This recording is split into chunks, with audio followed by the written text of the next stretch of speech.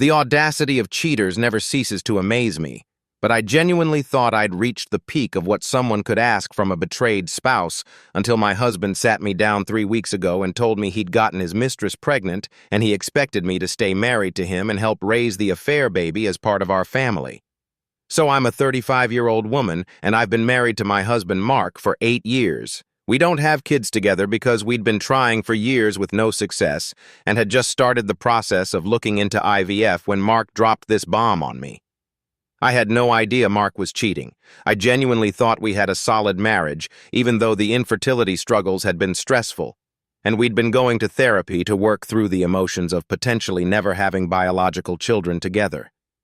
3 weeks ago, Mark came home from work looking nervous and said he needed to tell me something, and I immediately thought maybe he'd lost his job or something financial had gone wrong, but instead he told me he'd been having an affair with a woman named Jessica from his office for the past 6 months, and she was 12 weeks pregnant with his baby. I sat there in complete shock, trying to process what he was telling me, and before I could even react to the cheating part, Mark continued and said he'd already thought a lot about this situation, and he wanted to stay married to me, but he also wanted to be involved in his child's life, and he was hoping I'd be understanding and supportive, and we could figure out a way to make this work as a family. I asked him what exactly he meant by make this work as a family, and he said he envisioned a situation where he'd have split custody of the baby, and when it was his time with the child, I would help him parent it, and we'd raise the baby alongside our future children if we ever managed to have them through IVF, and Jessica would be part of our extended family network since she's the baby's mother. I literally could not believe what I was hearing, and I asked Mark if he seriously expected me to play stepmom to his affair baby while remaining married to him, and he said he wouldn't put it that way, but essentially yes, and he thought this could actually be a good thing because we'd have a child in our lives even if we couldn't have our own. I asked him if he was still sleeping with Jessica, and he admitted that yes, he was because she's pregnant with his child and they have a connection. But he insisted he loved me and wanted to stay married to me, and he thought we could make a polyamorous situation work where he maintained relationships with both of us. I told Mark he was absolutely insane if he thought I was going to agree to any of this, and he got defensive saying he was being honest with me instead of hiding the affair and the baby, and he thought I should appreciate his transparency and willingness to include me in the decision-making process. I asked him how long he'd been planning to tell me about the affair, and he admitted he probably wouldn't have said anything if Jessica hadn't gotten pregnant, and he'd been content to keep the relationship hidden. But once a baby was involved, he felt he needed to be upfront because he couldn't hide a child. So basically, Mark was perfectly fine lying to me and betraying me as long as there were no consequences, but a baby forced his hand, and now he wanted credit for being honest. I asked Mark if Jessica knew he was proposing this arrangement where I'd help raise their baby while staying married to him, and he said yes, they'd discussed it. And Jessica was actually okay with it because she didn't want to be a single mother, and she thought having me involved would provide stability for the child. I asked to speak to Jessica directly because I couldn't believe any woman would agree to this insane plan, and Mark gave me her number and I called her right then and there on speakerphone. Jessica confirmed everything Mark had said, that she was 12 weeks pregnant, that she knew Mark was married, and that she was fine with Mark staying married to me as long as he was an involved father to their baby, and she actually said she thought it would be nice for her child to have a bonus mom who could help out. I told Jessica that I was not going to be a bonus mom to her affair baby, and she was delusional if she thought I'd participate in this arrangement, and she got snippy and said I was being selfish and thinking only about myself when there was an innocent child involved who deserved a stable family environment. I hung up on her and told Mark I wanted a divorce, and he started begging me to reconsider, saying we'd invested 8 years in our marriage and we shouldn't throw that away over one mistake. And I told him that a 6-month affair that resulted in a pregnancy wasn't one mistake. It was hundreds of deliberate choices he made to betray me. Mark said he understood I was upset, but he hoped once I calmed down, I'd see that his proposal actually made sense, and we could create a modern blended family situation that worked for everyone. And I told him the only thing that would work for me was him signing divorce papers and getting out of my life. Over the next few days, Mark kept trying to convince me to stay. He sent me articles about polyamory and modern family structures. He suggested we go to couples counseling to work through this. He even had Jessica text me saying she was willing to sign an agreement, limiting her involvement in Mark's relationship with me if that would make me more comfortable.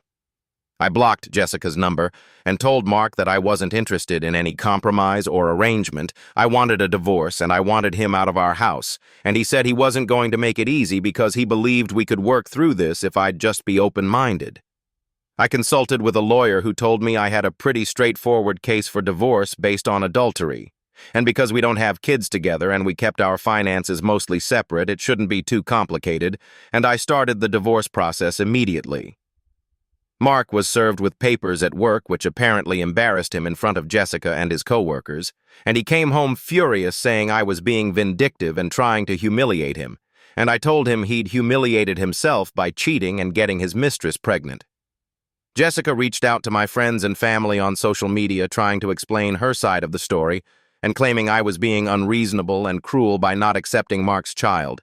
And several people who didn't know the full situation actually messaged me asking if I was really divorcing Mark over him having a baby. And I had to explain that he didn't just have a baby. He had a 6-month affair and got his mistress pregnant, and then expected me to help raise the result of his betrayal. My family has been completely supportive and horrified by Mark's proposal. My mom said she's never heard of anything so disrespectful, and she can't believe Mark thought I'd agree to it. And my dad offered to help me move Mark's stuff out of the house if he wouldn't leave voluntarily.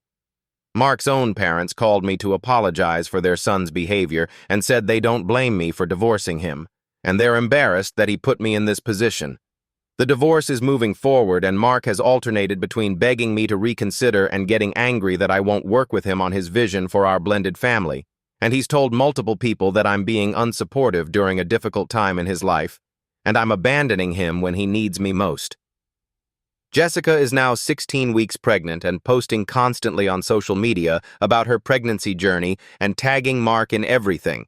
And she posted a photo of a nursery they're apparently setting up together with a caption about how excited she is to start their family, completely ignoring the fact that Mark is still legally married to me. I found out through mutual friends that Mark has been telling people that our marriage had been falling apart anyway due to infertility issues, and the affair just accelerated the inevitable end, which is completely false. But it's his way of justifying his actions and making himself look less terrible. The whole situation has been devastating, not just because of the betrayal, but because of the sheer audacity of Mark thinking I'd agree to raise his affair baby, and the fact that both he and Jessica genuinely believed this was a reasonable request shows how disconnected from reality they both are. I've been in therapy processing everything, and my therapist has confirmed that Mark's proposal was manipulative and abusive, and he was essentially asking me to absolve him of his guilt by participating in raising the evidence of his betrayal, and no reasonable person would expect their betrayed spouse to agree to that arrangement. The divorce should be finalized in a few months, and I cannot wait to be completely free from Mark and his drama. And I've already started moving on with my life by focusing on my career and my friendships, and figuring out who I am outside of this marriage that was built on lies. Mark has tried a few more times to convince me that we could make things work, most recently sending me a long email about how rare it is to find real love and how our connection is worth fighting for despite this obstacle. And I didn't even respond because there's nothing left to say to someone who thinks cheating and getting someone pregnant is just an obstacle to overcome. So that's my story of how my husband cheated, got his mistress pregnant, and then had the audacity to ask me to help raise the affair baby, and how I chose self-respect and divorce over participating in his delusional fantasy. What would you do if your partner cheated and then expected you to help raise their affair baby?